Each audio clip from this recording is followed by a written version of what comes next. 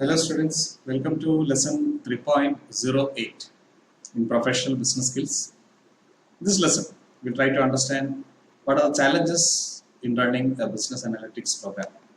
ഒരു സ്ഥാപനത്തിൽ business analytics നടത്തുമ്പോൾ അല്ലെങ്കിൽ നടപ്പിലാക്കുമ്പോൾ നമുക്ക് എന്തെല്ലാം വെല്ലുവിളികൾ നേരിടേണ്ടി വരുന്നു, അല്ലെങ്കിൽ വാട്ട് ആർ ദ കൺസ്ട്രെയിൻസ്, എന്തെല്ലാം പ്രയാസങ്ങൾ നമ്മൾ തരണം ചെയ്യണം, എന്തെല്ലാം ബുദ്ധിമുട്ടുകൾ ഓവർകം ചെയ്യാൻ സാധ്യതയുണ്ട് എന്നുള്ളത് നമ്മൾ മനസ്സിലാക്കിയിരിക്കണം. കാരണം ബിസിനസ് അനലിറ്റിക്സ് എന്ന് പറയുന്നത് ഒരുപാട് പഴക്കമുള്ള ഒരു മേഖലയാണ്.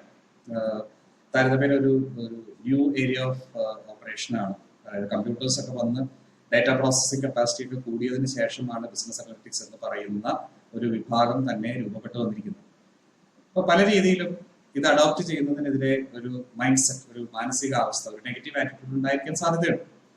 അപ്പൊ ഇത്തരം കാര്യങ്ങൾ എന്തെല്ലാം പ്രശ്നങ്ങൾ നമ്മൾ മുൻകൂട്ടി ആന്റിസിപ്പേറ്റ് ചെയ്യണം, നമ്മൾ മുൻപേ കാണണം എന്തൊക്കെ പ്രശ്നങ്ങൾ ഉണ്ടാകാൻ സാധ്യതയുണ്ട് ഒരു ബിസിനസ് അനലിറ്റിക്സ് പ്രോഗ്രാം നടപ്പിലാക്കാൻ നമ്മൾ പോകുമ്പോൾ എന്നുള്ളതാണ് നമ്മൾ ഈ ലെസണിലൂടെ മനസ്സിലാക്കാൻ ശ്രമിക്കുന്നത്. അപ്പൊ ആദ്യത്തേത് എക്സിക്യൂട്ടീവ് ഡിസ്ട്രസ്റ്റ് അല്ലെങ്കിൽ എക്സിക്യൂട്ടീവ് മിസ്ട്രസ്റ്റ് എന്ന് പറയുന്നതാണ് ബിസിനസ് അനലിറ്റിക്സ് നടപ്പിലാക്കാൻ ശ്രമിക്കുന്നത് ആദ്യത്തെ പ്രോബ്ലം. അതായത് കമ്പനിയുടെ എക്സിക്യൂട്ടീവ് തലങ്ങളിലുള്ള, അതായത് കമ്പനിയുടെ മാനേജ്മെന്റ് തലങ്ങളിലുള്ളവർക്ക് ഡാറ്റയുമായിട്ട് ഈ ഡാറ്റ അനലിറ്റിക്സ് എന്ന് പറയുന്ന സംഭവത്തോടുള്ള ഒരു വിശ്വാസക്കുറവ്.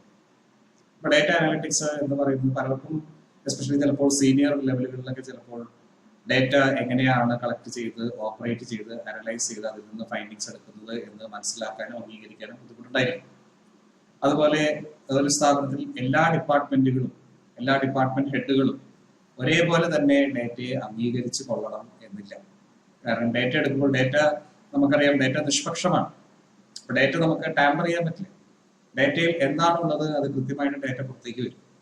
അപ്പൊ അതിനോടൊന്നും എല്ലാവർക്കും ഒരു പക്ഷേ ഒരു അനുകൂല മനോഭാവം ഉണ്ടായിക്കൊള്ളണമെന്നില്ല.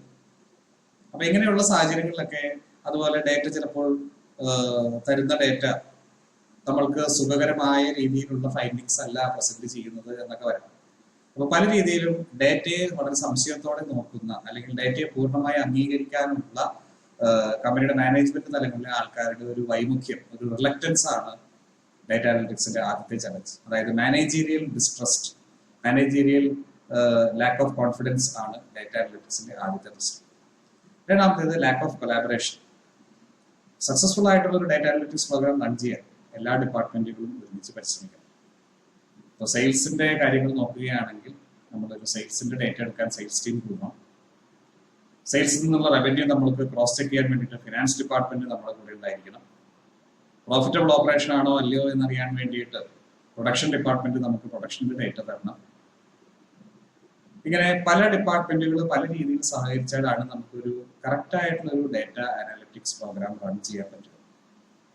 അപ്പൊ ഇതിൽ പല രീതിയിൽ കൊളാബറേഷൻ എതിർപ്പ് വരാം.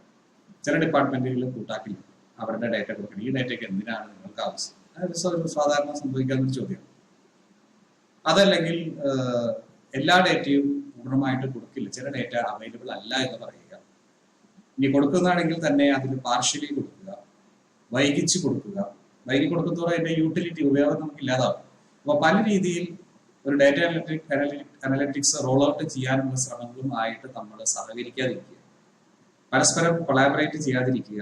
ഈ കൊളാബറേറ്റ് ചെയ്യുന്ന ഒരു ഫീലിംഗ് ഉണ്ടാക്കിയിട്ട് റിയാലിറ്റി, വാസ്തവത്തിൽ വേണ്ട ഡേറ്റ സപ്ലൈ ചെയ്യാതിരിക്കുക, വൈകി സപ്ലൈ ചെയ്യുക, തെറ്റായ ഡേറ്റ കൊടുക്കുക, ഇതൊക്കെ ഇതിന്റെ ഭാഗമായിട്ട് നമ്മൾ വരുന്നു. അപ്പൊ ഇത്തരം വെല്ലുവിളികൾ നമ്മൾ തരണം ചെയ്യേണ്ടതായിട്ട് വരുന്നു.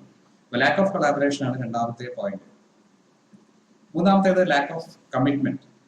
ലാക്ക് ഓഫ് കമ്മിറ്റ്മെന്റ് എന്ന് പറഞ്ഞാൽ ഒരു ഡാറ്റ അനലിറ്റിക് ഒരു പ്രോഗ്രാം നമ്മൾ നടപ്പിലാക്കണം. പല രീതിയിലുള്ള എക്സ്പെൻസും, സോഫ്റ്റ്വെയറിന്റെ എക്സ്പെൻസ് വളരെ ഹ്യൂജാണ്. ട്രെയിൻഡ് മാൻ പവർ ഇതിന് റിക്രൂട്ട് ചെയ്ത് അവരെ നിർത്തിക്കൊണ്ട് അവരെ എംപ്ലോയ് ചെയ്ത് കൊണ്ടുപോകേണ്ട റിക്വയർമെന്റ്സ് വേറെ. അതുകൂടാതെ നമുക്ക് ഫീൽഡിൽ നിന്ന് ഡാറ്റ കളക്ട് ചെയ്യാൻ വേണ്ട മാൻ പവറും ടൈമും ഇതിനൊക്കെ കൂടെ വേറെ വരും. പിന്നെ ചില കേസുകളിലാണെങ്കിൽ ഈ ഡിപ്പാർട്ട്മെന്റുകൾക്ക് വേണ്ട ഹാർഡ്വെയർ, ഈ ഡിപ്പാർട്ട്മെന്റുകൾക്ക് വേണ്ട സ്പേസ്, ഇങ്ങനെയുള്ള കാര്യങ്ങളെല്ലാം നമ്മൾ പ്രൊവൈഡ് ചെയ്യേണ്ടി വരും. അപ്പൊ ഇതിനെല്ലാം നമുക്ക് ഇനീഷ്യൽ ഇൻവെസ്റ്റ്മെന്റ് ആവശ്യമാണ്. ഈ ഇൻവെസ്റ്റ്മെന്റ് നമ്മുടെ ഒരു കമ്മിറ്റ്മെന്റ് ആണ്. നമ്മൾ ഇത്ര പണം നമ്മൾ ഈ ഡാറ്റ അനലിറ്റിക് പ്രോഗ്രാംസിലേക്ക് കമ്മിറ്റ് ചെയ്യുന്നു, എന്നാലേ റിസൾട്ട് ഉണ്ടാവുകയുള്ളൂ. അപ്പൊ ഇങ്ങനെ പണം കമ്മിറ്റ് ചെയ്യാൻ, അല്ലെങ്കിൽ ഇതിന് സപ്പോർട്ട് കമ്മിറ്റ് ചെയ്യാൻ പല ഡിപ്പാർട്ട്മെന്റുകൾക്കും പല കമ്പനികൾക്കും ഇനീഷ്യലി ബുദ്ധിമുട്ടാണ്. ഒന്ന് ഇതിന്റെ കോസ്റ്റ് തന്നെ, രണ്ടാമത്തേത് ഇതിന്റെ റിസൾട്ട് വരാൻ വൈകും. ഒരു ഡാറ്റ അനലിറ്റിക്സ് പ്രോഗ്രാം നമ്മൾ ഇംപ്ലിമെന്റ് ചെയ്ത ഉടനെ റിസൾട്ട് വന്നോളണമെന്നില്ല. നമുക്കറിയാമല്ലോ, ഫീഡ്ബാക്ക് എടുക്കണം, ടെസ്റ്റ് ചെയ്യണം, അങ്ങനെ ഇത് ഐറ്ററേറ്റീവ് ആണ്. അതായത് പല മോഡലുകൾ പരീക്ഷിച്ചാണ് നമ്മൾ നമ്മൾക്ക് ആവശ്യമുള്ള സൗണ്ട് ആയിട്ടുള്ള ഒരു ഡാറ്റ അനാലിസിസ് മോഡലിലേക്ക് നമ്മൾ എത്തുന്നത്. ഞാൻ കുറച്ചുകൂടി കണ്ടിട്ടുണ്ട്. നമ്മൾ പല രീതിയിൽ ഡാറ്റ എടുത്ത് ചില ഡാറ്റ വേണമെന്ന് വിചാരിച്ച് കളക്ട് ചെയ്തു, അത് മാറ്റി പുതിയ ഡാറ്റ കളക്ട് ചെയ്തു. അപ്പോൾ ഐറ്ററേഷൻസ്, പല വേർഷൻസ് റൺ ചെയ്തിട്ടാണ് നമ്മൾ ഒരു സക്സസ്ഫുൾ ഡാറ്റ അനാലിറ്റിക്സ് പ്രോഗ്രാമിലേക്ക് നമ്മൾ എത്തുന്നത്. അപ്പൊ റിസൾട്ട് ഉടനെ ഉണ്ടായിക്കൊള്ളുന്നില്ല. റിസൾട്ട് വരാൻ കാലതാമസം എടുക്കും തോറും മാനേജ്മെന്റിന് ഇരിക്കുപുറതി ഉണ്ടാകുന്നില്ല. പണം കൊടുത്തു, ഡാറ്റ കിട്ടിയില്ല, ഈ കിട്ടിയ ഡാറ്റ പ്രകാരം റിസൾട്ട് നമ്മൾ പ്രതീക്ഷിച്ച പോലെയല്ല. അപ്പൊ ഇങ്ങനെ പല രീതിയിൽ നമ്മൾ ചിന്തിക്കണം, അല്ലെ? നമ്മൾക്ക് ഒരു ഗർഭസ്ഥ ശിശു നമ്മൾക്ക് പൂർണ്ണ വളർച്ചയെത്തി നമ്മളുടെ കയ്യിലേക്ക് എത്തണമെങ്കിൽ 9 മാസം ഇരിക്കണം. അപ്പൊ എന്ന് പറയുന്ന പോലെ നമ്മൾക്ക് ഇതിനു വേണ്ടി വെയിറ്റ് ചെയ്യാനുള്ള സാവകാശം നമ്മൾ കാണിക്കണം. ഇതൊരു കമ്മിറ്റ്മെന്റ് ആണ്. അപ്പൊ അത്തരം commitment of time, commitment of money, അപ്പൊ ഇത്തരം കാര്യങ്ങൾ, കമ്മിറ്റ്മെന്റ് ഓഫ് സപ്പോർട്ട്, ഇത്തരം കാര്യങ്ങൾ പലപ്പോഴും മാനേജ്മെന്റിന്റെ സൈഡിൽ നിന്ന് ഉണ്ടാകുന്നില്ല. ഇമ്മീഡിയറ്റ് റിസൾട്ട് കിട്ടുന്നില്ല, ഭയങ്കര ഹൈ കോസ്റ്റ് ആണ്. ഇത് പല രീതിയിൽ ടെസ്റ്റിംഗ് നടത്തി പല വേർഷൻസ് റൺ ചെയ്ത് വരുമ്പോഴത്തേക്കും മാനേജ്മെന്റിന് ക്ഷമ നശിക്കുന്നു. അപ്പൊ ഈ lack of commitment of time, support, money, ഇതെല്ലാം ഡാറ്റ അനാലിറ്റിക്സ് പ്രോഗ്രാമിന് നേരിടേണ്ടി വരുന്ന മറ്റൊരു വെല്ലുവിളിയാണ്. അടുത്തത് lead time for information maturity. ഇത് ഡാറ്റ അനാലിറ്റിക്സ് പ്രോഗ്രാമിന് ഇനി പറഞ്ഞ എല്ലാ കാര്യങ്ങളും കൊടുത്തിരിക്കുമ്പോൾ തന്നെ വേറൊരു പ്രശ്നമാണ്. ഡാറ്റ അനാലിറ്റിക്സ് പ്രോഗ്രാം റൺ ചെയ്യണമെങ്കിൽ നമ്മളത് സ്ക്രാച്ചിൽ നിന്ന്, അത് ഫസ്റ്റ് പോയിന്റിൽ നിന്ന് ബിൽഡപ്പ് ചെയ്ത് കൊണ്ടുവരണം. ഒരു വമ്പൻ ഡാറ്റ അനാലിറ്റിക് പ്രോഗ്രാം സോഫ്റ്റ്വെയർ കൊണ്ടുവന്നു, ആൾക്കാരെ അപ്പോയിന്റ് ചെയ്തു, നല്ല സ്പേസ് കൊടുത്തു, വലിയ കമ്പ്യൂട്ടർ കൊടുത്തു, സെർവറുകൾ കൊടുത്തു, എല്ലാം കൊടുത്തു. പക്ഷേ ഓർഗനൈസേഷനിൽ എന്ത് ഡാറ്റ കളക്ട് ചെയ്യണം എന്ന് ഡൗൺ ദ ലൈൻ ആൾക്കാർക്ക് മനസ്സിലാകുന്നില്ല. ഡാറ്റ എന്തിനാ കളക്ട് ചെയ്യേണ്ടത് എന്ന് പോലും അവർക്ക് മനസ്സിലാകുന്നില്ല. അവർക്കുള്ള വർക്ക് പ്രഷറിന് കൂടെ അഡീഷണൽ ഒരു വർക്കായിട്ട് ഡാറ്റ കളക്ഷനും കൂടെ വരുമ്പോൾ ഫീൽഡ് സെയിൽസിൽ നിന്ന് റിലക്റ്റൻസ് ആണ്.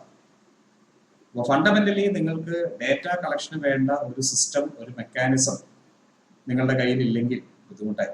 അടിസ്ഥാനപരമായിട്ട് നിങ്ങൾക്ക് ഡാറ്റ കളക്ട് ചെയ്യേണ്ടതിനെ കുറിച്ചുള്ള ഒരു മനോഭാവം നമ്മൾ ക്രിയേറ്റ് ചെയ്യണം.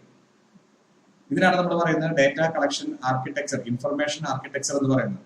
ഡാറ്റ ഫീൽഡിൽ നിന്ന് നിങ്ങളുടെ റെഗുലർ ജോലിയുടെ ഒപ്പം തന്നെ വരണം. ആ വരുന്ന ഡാറ്റ നിങ്ങൾ മോളിലേക്ക് പാസ് ഓൺ ചെയ്യണം, നിങ്ങളുടെ റൊട്ടീൻ വർക്കായിട്ട് പാസ് ഓൺ ചെയ്യണം. അത് കിട്ടുന്ന ഡാറ്റ കിട്ടുന്ന ഡിപ്പാർട്ട്മെന്റ് ആ ഡാറ്റ അത് ഡാറ്റ അനാലിസിസ് ഡിപ്പാർട്ട്മെന്റിലേക്ക് ഇന്ന ടൈമിനുള്ളിൽ ട്രാൻസ്ഫർ ചെയ്യണം.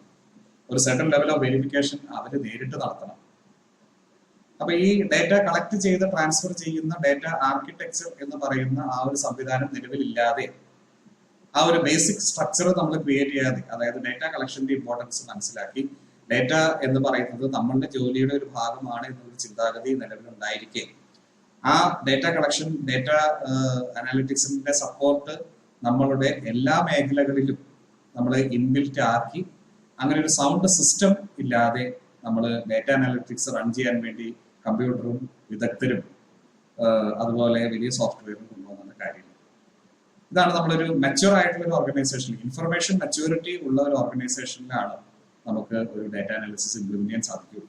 അതായത് ഡാറ്റ അനാലിറ്റിക്സ് ഇംപ്ലിമെന്റ് ചെയ്യാൻ ശ്രമിക്കുന്നതിന് മുന്നേ നമ്മൾ ശ്രദ്ധിക്കണം, നമ്മുടെ ഓർഗനൈസേഷൻ ഇൻഫർമേഷൻ മെച്യൂർ ആയിട്ടുള്ള ഒരു ഓർഗനൈസേഷൻ ആണ്. അതായത് ഇൻഫർമേഷൻ കളക്ട് ചെയ്യേണ്ട ആവശ്യകതയെ കുറിച്ച് നമുക്ക് നല്ല ബോധ്യമുണ്ട്.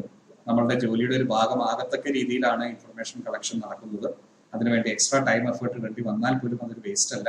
അല്ലെങ്കിൽ നമ്മളുടെ മറ്റു ജോലികളെ ബാധിക്കാതെ ഇൻഫർമേഷൻ കളക്ഷൻ ചെയ്യാനുള്ള സൗകര്യം നമ്മളുടെ വർക്ക് പ്രൊഫൈലിന്റെ ഭാഗമായിട്ടുണ്ട്. ഓട്ടോമാറ്റിക്കലി നമ്മൾ കളക്ട് ചെയ്യുന്ന ഡാറ്റ അത് പോകേണ്ടടുത്ത് പോകാനുള്ള ഒരു സംവിധാനമുണ്ട്. അത് ഡാറ്റ അനാലിസിസ് ഡിപ്പാർട്ട്മെന്റിലേക്ക് എത്താനുള്ള ഒരു സംവിധാനമുണ്ട്. എല്ലാ ജോലികളും ചെയ്യുമ്പോൾ ഇമ്പോർട്ടന്റ് ആണ് ഡാറ്റ കളക്ഷൻ അല്ലെങ്കിൽ ഡാറ്റ അനാലിസിസ് എന്നുള്ളൊരു ബോധ്യം നമുക്ക് എല്ലാവർക്കും. ഇതാണ് നമ്മൾ ഇൻഫർമേഷൻ മെച്യൂരിറ്റി എന്ന് പറയുന്നത്. അപ്പൊ ഇൻഫർമേഷൻ മെച്യൂരിറ്റി ഉള്ള ഒരു ഓർഗനൈസേഷൻ ആണെങ്കിൽ മാത്രമേ നിങ്ങളുടെ ഡാറ്റ അനാലിസിസ് സക്സസ്ഫുൾ ആയിട്ട് നമുക്ക് നടപ്പിലാക്കാൻ സാധിക്കുള്ളൂ. അതായത് മറ്റു വാക്കിൽ പറഞ്ഞാൽ, if your organisation is not mature വിസർവ് ഇൻഫർമേഷൻ, നിങ്ങളുടെ ഓർഗനൈസേഷൻ ഇൻഫർമേഷൻ ഡാറ്റയുമായി ബന്ധപ്പെട്ട് ഒരു പക്വത ഉള്ള ഒരു ഓർഗനൈസേഷൻ അല്ലെങ്കിൽ നിങ്ങൾക്ക് ഡാറ്റ അനാലിസിസ് നടത്തിക്കൊണ്ടു പോകാൻ ബുദ്ധിമുട്ട് വരും. അപ്പൊ ഇത്രയുമാണ് ഡാറ്റ അനാലിസിസ് അല്ലെങ്കിൽ ബിസിനസ് അനാലിറ്റിക്സിൽ ചലഞ്ചസ് ആയിട്ട് നമ്മൾ കാണുന്നത്. ആദ്യത്തേത് എക്സിക്യൂട്ടീവ് ഡിസ്ട്രസ്റ്റ്, രണ്ടാമത്തേത് ലാക്ക് ഓഫ് കൊളാബറേഷൻ, മൂന്നാമത്തേത് ലാക്ക് ഓഫ് കമ്മിറ്റ്മെന്റ്, അടുത്തത് lead time for information maturity. Information maturity ഇല്ലാത്ത സ്ഥാപനങ്ങളിൽ ഡാറ്റ അനാലിസിസ് നടത്താൻ ബുദ്ധിമുട്ടാണ്. അപ്പോൾ അത്തരം ഇൻഫർമേഷൻ മെച്യൂരിറ്റിയിലേക്ക് നമ്മൾ ആദ്യം സ്ഥാപനത്തെ എത്തിച്ചുകൊണ്ട് വരണം. അതിനെടുക്കുന്ന ടൈമാണ് നമ്മൾ lead time for information maturity എന്ന് പറയുന്നത്. പല സ്ഥാപനങ്ങൾക്കും ഈ ഇൻഫർമേഷൻ മെച്യൂരിറ്റി സ്റ്റേജിലേക്ക് കൊണ്ടുവരാനുള്ള ക്ഷമയൊന്നുമില്ല. വമ്പൻ സോഫ്റ്റ്വെയർ വാങ്ങി എക്സ്പെർട്സിനെ കൊണ്ടുവന്നു, കമ്പ്യൂട്ടർ കൊടുത്തു, മുറി കൊടുത്തു, നാളെ അതിന് റിസൾട്ട് വേണം. നമ്മൾ ചിന്തിക്കുന്നില്ല is our organisation mature with regard to information അല്ല. അപ്പൊ അങ്ങനെയാണെങ്കിൽ അതിന് ലീഡ് ടൈം നമ്മൾ കൊടുക്കണം. നമ്മൾ ഇൻഫർമേഷൻ ആർക്കിടെക്ചർ എസ്റ്റാബ്ലിഷ് ചെയ്യാനുള്ള ലീഡ് ടൈം നമ്മൾ കൊടുക്കണം. അതിനുശേഷമാണ് നമ്മൾക്ക് ഡേറ്റ അനാലിസിസിൽ നിന്ന് റിസൾട്ട്സ് പ്രതീക്ഷിക്കാൻ പറ്റുള്ളൂ. അപ്പൊ ഈ lead time for information maturity എന്ന് പറയുന്നത് മറ്റൊരു വെല്ലുവിളിയാണ്. അപ്പൊ ഇത്രയുമാണ് ബിസിനസ് അനാലിറ്റിക്സിൽ വെല്ലുവിളികളായിട്ട് നമ്മൾ കാണുന്നത്. അടുത്ത ക്ലാസ്സിൽ നമ്മൾ ബിസിനസ് അനാലിറ്റിക്സിലെ ട്രെൻഡ്സ് എന്ന് പറയുന്ന വിഭാഗം നമുക്ക് കാണാം. Until we meet up to discuss that, goodbye and thank you.